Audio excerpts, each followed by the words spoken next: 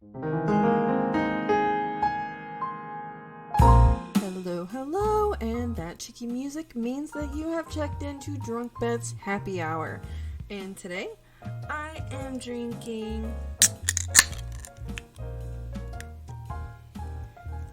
Harvest Time Pumpkin Ale by Big Boss Brewing Company. And if you can't tell, I have a fancy new microphone that my husband surprised me with, so hooray!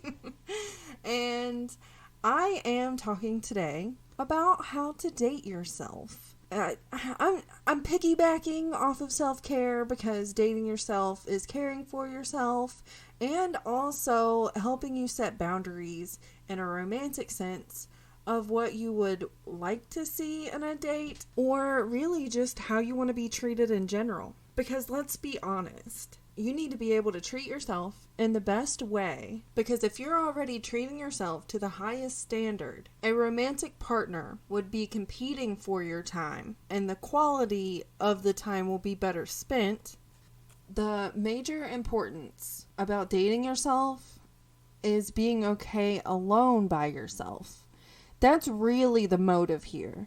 You want to be able to be maybe not 100% content, but definitely feel comfortable enough in your own skin, in your own body, in your own timeline, that it's okay if somebody cancels on you or isn't able to go to an event, because you'll just take yourself and that's fine. And you know that you can have a great time by yourself. So being able to date yourself was something that I really needed to work on when I did my Eat, Pray, Love equivalent of moving away from my hometown. I crashed on some friends' couches. I made friends that helped me not live in my car. I just spread my wings as an individual and stayed away from romance in general. I tried my best to go on outings with people, but just as friends. I really wanted to spend that time learning me and learning what my likes and dislikes were. All through high school, I was a serial monogamous person, and I just thought that I needed a counterpart to be a whole person. I was growing up in the South. My mom and my grandmother called me an old maid when I was 22 years old because both of them were on their second kid by the time they were 22. So to them, I was wasting my life away. But to me, I was claiming myself as an adult with my new fully formed brain and was able to make my own decisions without somebody contradicting me or making me feel less than or trying to discourage me, when I just wanted to live and be the person that I knew that I wanted to be. A lot of what society tells us, especially as a female, that we have to couple up. You will be happier if we have somebody. If we're not alone, we'll be happier if we have someone. And okay, I even feel a little hypocritical saying this because I am happily married. I have 2 kids, and very few other couples that have a dynamic like my husband and I have. It happened for me that way because I chose to be by myself, and I could be all that I needed to be for myself before coupling and marrying somebody. And the biggest thing about dating yourself is you really have to find your own happiness. I know that for depression, you can't just convince yourself out of it. There is a limited amount of faking that you can do to kind of either function in your everyday life or lull yourself into at least getting into I'm really sad, but I can still do this. I know that there's better things on the other side of this feeling. So please don't take it like I'm saying, oh, you can just find your own happiness. It's a light switch, because that's not true. That's not a productive statement.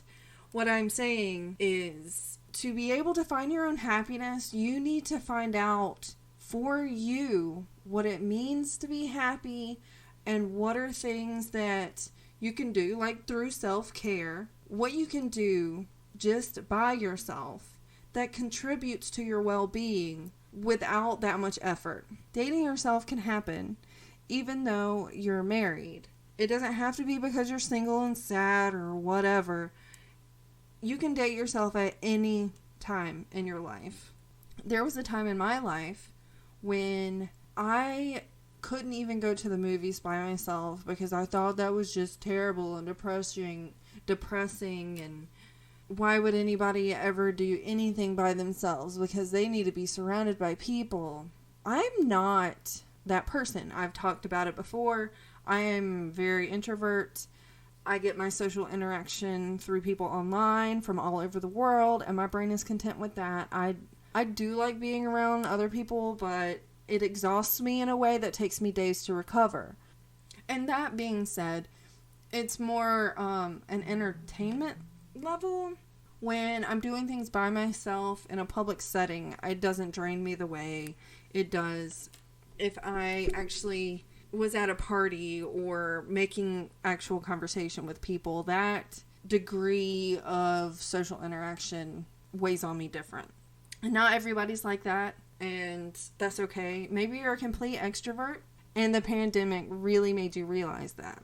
Part of being self-aware is being able to recognize those personality traits and then moving forward with how you can address them and make them functional for you in a way that's constructive for you and make your life better. If you don't like sitting at home on a Saturday night and the world is back normal, you have some safe spaces to go to, you know that there's places that you can go that are safe. I'm talking physically safe and germ safe. I don't know. How do you say that? What's the great phrasing for that?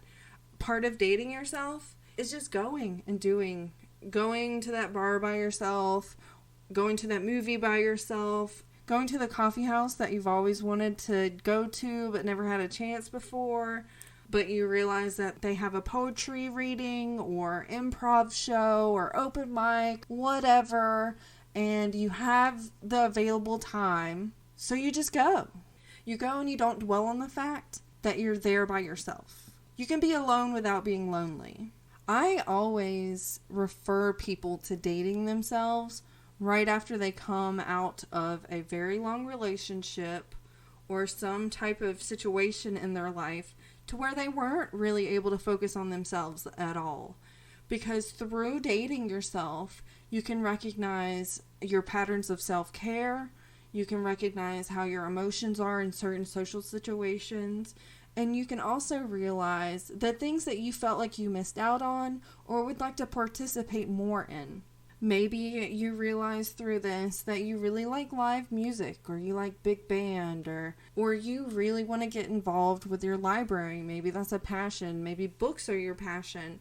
Maybe you wanted to be a librarian for a very long time and it just never happened for you. So you need to take those steps to get that done. And dating yourself doesn't always have to be something outside of your norm. The first time I really thought about taking myself out, the first thing that I did, I went to an upscale grocery store because of the time of day it was. Actual florist places were closed by that time of day. I picked out the most expensive bouquet of flowers because I was tired of nobody buying me flowers ever, and then I had an ex that only bought me flowers after she had cheated on me, so I was trying to break that conditioning that somebody bought me flowers, and that probably means they've done something terrible to me that I'm going to find out later through coworkers. Not great. Well, I started buying myself flowers twice a week. They weren't always the most expensive. I think I had started getting the little $3 bundles. But the way that it fired off in my brain, the serotonin that fired off when I bought myself flowers, came home, put them in a vase, and then I was able to smell them and look at them for however long they lasted before they died. That was courting myself. I was convincing myself that I was allowed these things that seemed extra or seemed only somebody else can do this for me in a romantic way. I broke that stigma for myself about this flower purchase. Because of that, I was able to elevate my happiness in a way that did not hinge on somebody else purchasing me flowers. And it can also... So really, dating yourself is, what stigmas do you have in your brain? I wonder how many times I'm going to say dating yourself in this podcast. I'm already going to apologize for it. Right now, I've recorded 29 or 30 minutes. I've been recording for 30 minutes, and I think I might have, 10 actual usable minutes out of this. But I'm recording on a Thursday, and I want to post this tonight because it's supposed to launch tomorrow, so I'm actually ahead of the game. If I can get most of this edited and posted on my Patreon, I'm doing great this week. When you boil it down, it's really, what can you do to make yourself more comfortable in the space that you exist in? And we should really unpack that. The space that you exist in is who you are, your mindset, what's in your brain, the comfort level you feel at a neutral. You've been flying on autopilot. You're just now realizing that a week has passed, or 2 weeks. It hasn't been bad, it hasn't been good. You're just in a melancholy type of feel. So you are assessing yourself, how you feel, and what you should do about it. Do you feel lonely? Do you need to be around people? Were you dumped, or did you dump somebody else? Were you wronged in some way that you need to move forward with big decisions? Sometimes you can romance yourself with just something as simple as getting your favorite takeout, putting on your comfort show, and sitting in front of the TV and thinking about nothing but that movie that's in front of you and how it brings you joy. And not only does that movie bring you joy, and those snacks in front of you, or the takeout, or the drink that you're drinking, but you don't allow yourself the guilt. You don't allow yourself the guilt of canceling that thing, or avoiding those people, or not productively doing something around the house while you're just taking a moment for yourself, as yourself. There is a lot of self-care advice online that tells you to look at yourself as somebody else completely, and somebody else, like a best friend, or think of your best friend. Like, your best friend is feeling however you're feeling right now, or tells you whatever life happening is happening right now. How would you react if that was your friend saying that it was happening, as opposed to you yourself? Dating yourself has the same idea. What do you do when you're in the honeymoon stage of dating somebody and you want them to like you in an authentic way? I know that there's a lot of people that try to fake it, or they pretend to be the best version of themselves and not in reality how they really are. I want to take a big leap away from that. So really, it's like treating yourself in the highest regard, in a tangible way that's beyond self-care. This is an extra, you're getting ready, you're doing your makeup, you're doing your hair, you're taking a special shower, you're gonna buy yourself special food, maybe a gift. This is not practical self-care. The other episode was more practical, daily things, daily affirmation type things. This is more, I'm gonna treat myself in a way that I'm gonna love myself afterwards. And if you already feel that way and you don't have to work on your self-worth, I commend you. That is awesome. Not everyone is able to be fresh and come out that way, or maybe they've been in a relationship that completely dismantled your self-worth. So I'm here to tell you today that you're worth the damn flowers. You're worth the extra time to take care of yourself if it makes you happy. You're worth the extra. Don't put so much effort around everyone around you that you ignore yourself. This is also very major as someone who is currently a stay-at-home mom, and I have been a stay-at-home mom while my kids were much younger. And let me tell you, I'm at a way better place this time than I was going through postpartum depression while I was trying to keep these children alive, and they were hitting me in the face and screaming no when I was doing exactly what they had asked for. I honestly do not miss those days. The ways that self-care and dating yourself are different is the mindset. Self-care makes you think more bubble baths and champagne and forcibly shutting people out of your life for an hour so you can retain some sliver of sanity and the craziness that's happening around you. While dating yourself is more of a proactive stance. You're taking that extra time to go by the bubble bath or get your feet done. You're going to treat yourself to a fancy dinner that nobody else has taken you to, so you're just going to go and do it yourself because it's something that you've wanted to do all this time. And especially if you're young and you've never really dated before, you've never had somebody romantic with you, or maybe you've just never had a real date. I want you to consider what your dream dates could be. And I want this to be like you're romancing yourself. You're taking yourself to the next level of friendship. And I mean, if you're going to give yourself a happy ending at the end of the night, that's completely up to you too. I'm not against that. So this is the part of the episode that I go to Google and I search for date yourself. And dating yourself is not a new idea. You can literally Google how to date yourself.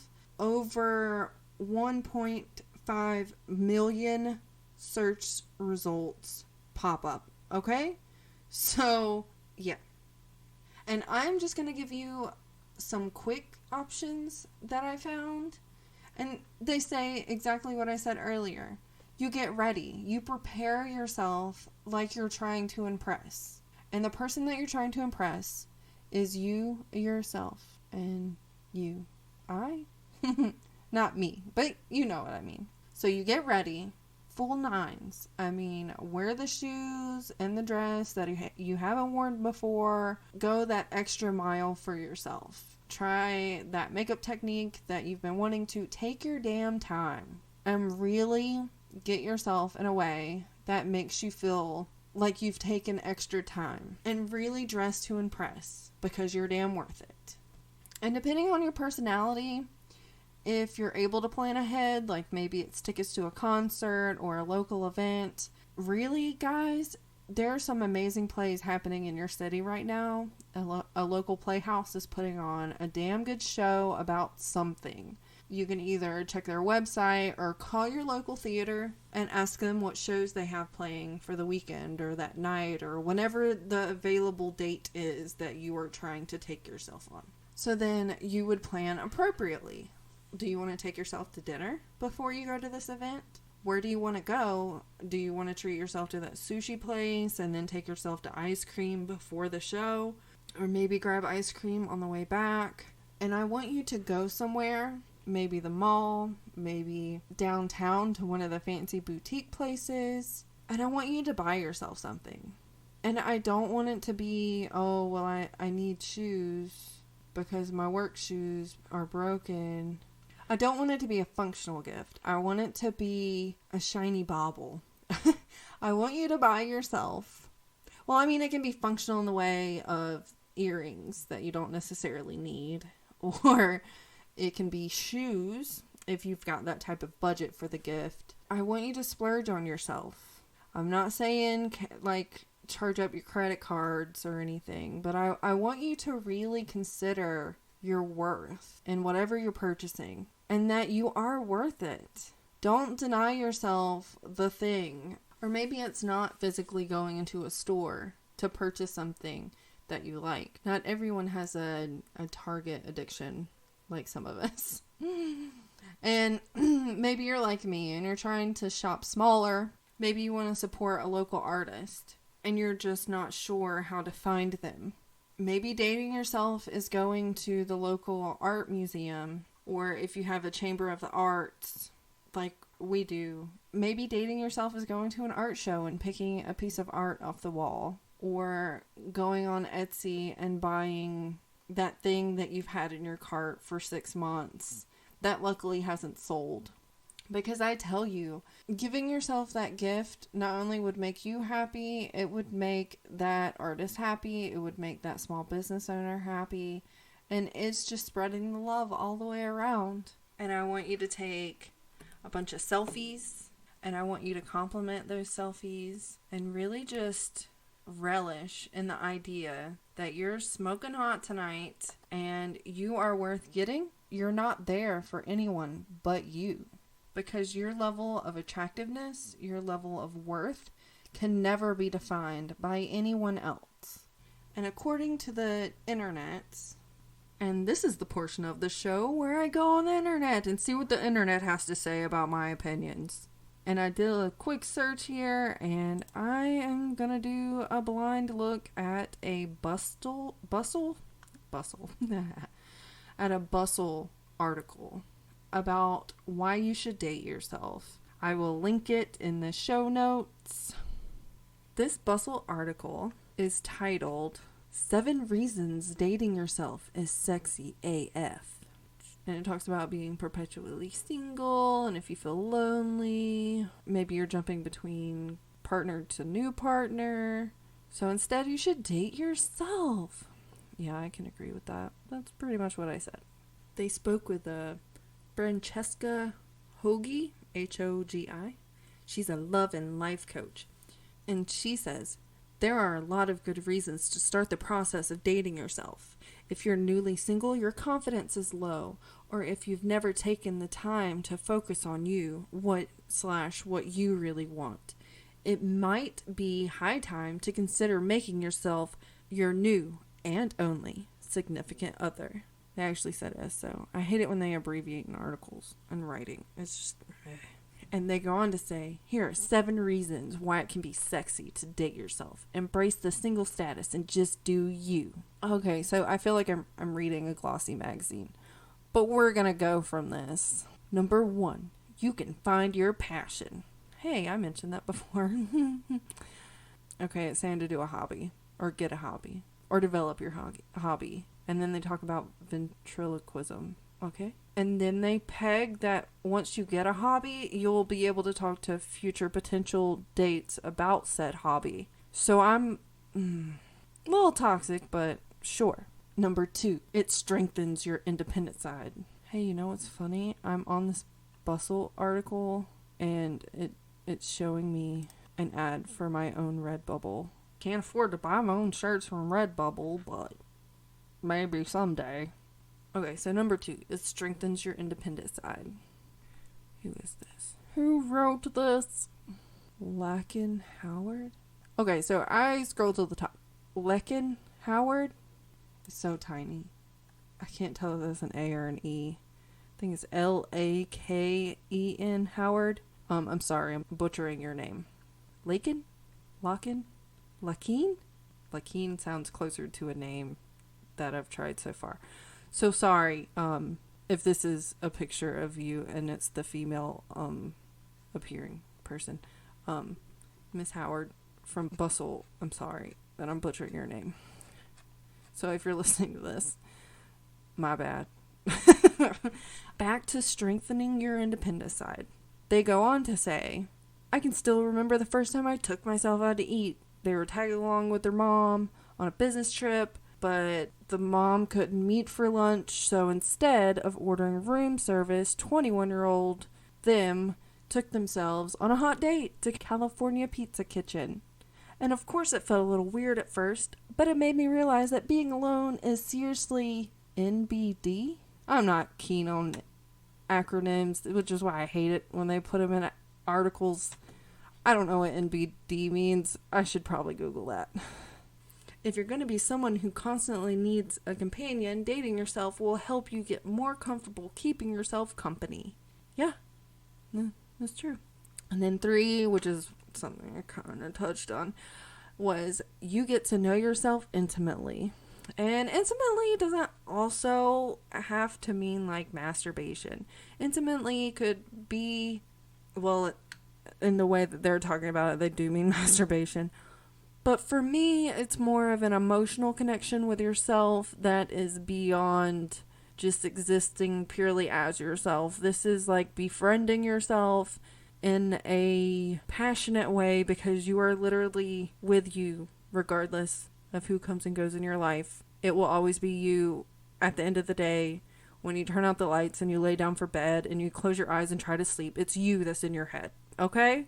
And that's why dating yourself is pivotal in growth and self-development, especially when addressing your own self-worth and how you will approach people in romantic ways for how you talk to yourself in your head. Because you're going to end up projecting that image of yourself onto this other person, whether you mean to or not. And if you're all twisted up in yourself and think you have no self-worth, or maybe you're hinging on somebody else for your own happiness, it's going to be a bad time for both of you. So through the process of dating yourself and knowing what you like, you can tell a potential spouse, hey, these are my boundaries, this is what I like, this is what I don't like, and these are some hard no's. And if you fall within the realm of all that, that's cool. You can walk, maybe we can be just friends, but romantically, this is where I stand. And you can confidently say that because you just know. She says, or the person says, yep, I'm talking about masturbating. And then they quote, sexual release is good for you, mentally, emotionally, and physical. Hoagie says, self-pleasure is a skill that you should master, and there's no time like the present to do it. Okay, sure. That's about all. I don't know the structure of this thing. Glossy magazine. We're reading a glossy magazine on the internet, guys. Okay, and 4, you don't have to compromise. These are things I've said before. It says compromise is an important life skill. It's crucial to having a healthy relationship. But at the same time, it can be good for you to have periods of time where you don't have to compromise. Yeah, which is why I was talking about going and doing that thing that you usually got shot down for. Like going to local theatrical shows, or going to a coffee shop to watch an improv, or maybe karaoke's your thing and nobody has ever wanted to go to karaoke with you. So you take yourself on a date to go to wherever they're having karaoke, and you treat yourself to some drinks, and you sing all the fucking songs you want all goddamn night. Like, that's you. You do that, and that's amazing. I would be the shitty friend that would refuse to go to karaoke with you, and I'm sorry. Okay, and number 5, you can live without fear of judgment. They elaborate on that by saying, not that you should ever live in fear of others' judgment, but if you're dating yourself, there's not a significant other around to constantly make you feel weird about it. Saying wearing a crop top when it's only 50 degrees, or eating a whole box of Hot Pockets as dinner. Not that you can ever truly escape the harsh gaze of society, but being single gives you the perfect opportunity to practice not giving a fuck. If there's no one around to question even the most minor of decisions, you'll get used to not making an excuse for what you want to do. And that's sexy as hell. What? Okay. What? All of that was yikes. First of all, if you're dating somebody and they're saying shit about what you're wearing, fucking dump them. Okay? Just, there's no time in your life for that. If you have somebody that's trying to control how you eat and how you look, fuck them. They can trot off to the merry sunset and eat a bag of dicks. Wow. I don't know where this person is, but wow. Yeah, you're definitely better off alone if you're dating shitholes like that. Fuck. And reason number 6, you get to pamper yourself. They go on to say, is there anything sexier than self-indulgence? If the only person you're dating is you, you have more resources like time and money to spend on things and experiences you want to have. Want to stay in and drink Franzia? I don't know what that is. Want to drink Franzia on the couch? You don't have to run it by anyone first. Want to spend a little too much of your paycheck on makeup? There's no reason to feel guilty because you have nothing to spend your money on but you. And bills. You should probably pay those. Yeah. Wow. I want to reach out to this author and be like, dude, you okay? Is life all right for you? Do you feel better now? When was this article written? Has it? How many times? How long? Okay, it was written in 2016. Hopefully they're in a better headspace since they wrote this article. I mean, the format is very BuzzFeed. There's a GIF or GIF. There's an animated internet meme after everything, after every suggestion. So I'm sure it's meant to be like quippy and witty and whatever, but wow. Okay. Again, even if you're in a relationship, I can see like if you're sharing a dwelling and you have one TV, but we have plenty of electronics. I feel like everybody does. You have your phone, maybe a tablet. You have the ability to go to a different room. If you want to stay home and drink whatever the hell a Frenzia is on the couch, unless your spouse is like really trying to get you to like thrive beyond whatever the fuck, you should be able to just do that, whether you're in a relationship or not. I mean, there's some nights that I want to go out. My husband's had a rough week at work, so he doesn't want to. And maybe I just really don't want to go out by myself, so I adjust. But there's other nights where he doesn't want to go out, and I do, so I do. And if you make your own money, spend your money how you like. If you're sharing bills with somebody, they do have some type of say on at least some of the budget. But if you're just dating somebody and they're not paying your bills, you can still buy whatever the fuck you want. Because if they're not helping you pay your bills, they have no opinions on how you spend your money. And I'm just gonna leave it at that. And reason number 7 of why reasons dating yourself is sexy AF. You can focus on your mental health. Yeah, I mean, dating yourself is a form of self-care. There's no other way to put that. And they go on to say, what's hotter than a woman who's totally in tune with her body inside and out? Not a whole lot. Without the messiness that almost always accompanies the dating scene, you have more time to do things that will make you better, like meditation. Meditation is a game changer, Hoagie says. It's not easy when you first try, but putting in the time to develop a regular meditation practice will benefit every area of life. Even if it doesn't sound like your cup of tea, it's worth a try. Hoagie's advice? Start small. Commit to sitting in silence and focusing on your health for 5 minutes. Be glad to have made the investment in your peace of mind. Meditation's cool. I mentioned it before with the yoga, doing yoga with Adrian. Maybe dating yourself is that. Going to the goddamn gym. That was a form of self-care I had before the... Ouch. Hurt my elbow.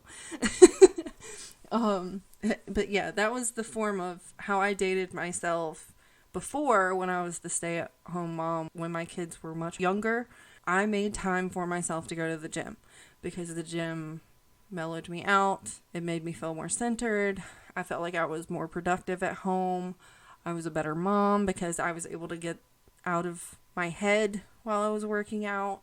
And while I was gone, I would go get a nice coffee for myself. I would take a couple loops around a store without anybody pulling on me.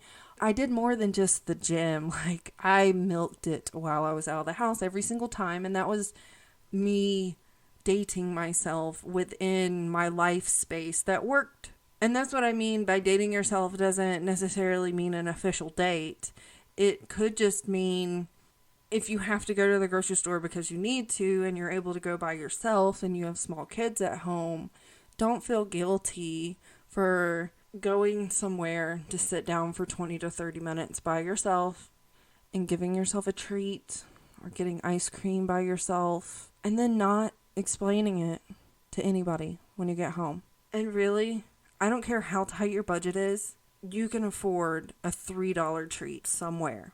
You can find $3 and change in your house before you leave and spend that $3 just on you, and then don't explain it to anybody because you don't fucking have to. And if they're going to make you feel guilty about that $3 purchase, tell them to go fuck themselves and let that be part of your self-care for the day.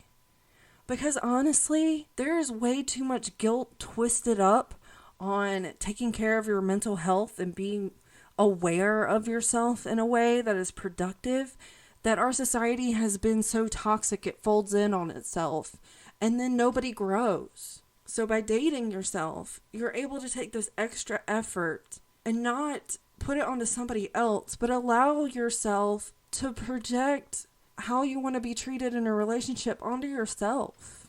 And that's really what this whole episode boils down to. Not only taking care of yourself mentally and physically, but allowing yourself to do the things that aren't necessarily constructive to the space around you, but is personality building and happiness building within yourself so you can expand on it later. Think of the everyday affirmations in the mirror is the framework to the house that you're building for yourself. Let's look at your body and soul as a house or a mansion or maybe a cottage. I don't know how it is in your head. Maybe it's a medieval castle or a fairy tree. I don't know. Whatever. I mean, it works. It's in your head. It can fucking be a tree house for all I fucking care. If it works for you, it works for me. Okay? Close your eyes. Picture your most favorite house for just you. I don't want you to include anybody else in this. Not your kids, not your family, not your friends, not your spouse. I want you to create the most magical dwelling in your head that you would like to reside in, if it was real or plausible in a tangible real life world. But in your head, anything can fucking happen. So however you want this house to look. Let's say that traditional measures do have to be taken to make this house safe for you to be in. Your everyday self-care and affirmations and being able to recognize your emotions as they come is the framework for this dwelling. That's what keeps the walls up. And then you build the structure around you is your comfort levels, your boundaries. These are the things that you say yes or no to, and those make your comfort area or your bubble. I've used that. It makes your space livable. It takes you out of the elements that could harm you in some way. And then you date yourself, and that would be the decorations on the inside. Or maybe you want to pimp out the garden on the outside, whatever your aesthetic is that you're trying to achieve in this. The dating yourself is making the inside pretty. And then within that space of your self-care and the dating yourself, when you're on autopilot and everything's going great, you have the safe structure. You have the strong framework. It's when the depression creeps in or the bad days, you could see those as like storms or earthquakes or however we put it into words so we can process them. Your house can get disheveled. Maybe a roof could cave in. So then you have to take a step back and start at the self-care level again. Start at the self-awareness. You have to build. So this dwelling that you have in your head is constantly in repair or remodeling or reconstruction. But you have that framework to understand how you need that to happen. So that's why dating yourself is similar but separate than self-care, and why it should matter to you, and it is able to look different for everybody. I say this every episode, everybody is different, not everything works for everybody. And there are some definitive things that are yay or nay, but when it comes down to it, not everything is for everybody and not everybody is for everyone. So you have to allow the grievances or the changing of things or accepting the variations between everyone. I'm gonna link all that stuff in the show notes. Thanks for hanging out with me today, and I hope you find a way to date yourself soon and in the best way possible. You can do this. You're worth it. Stay shiny, friends.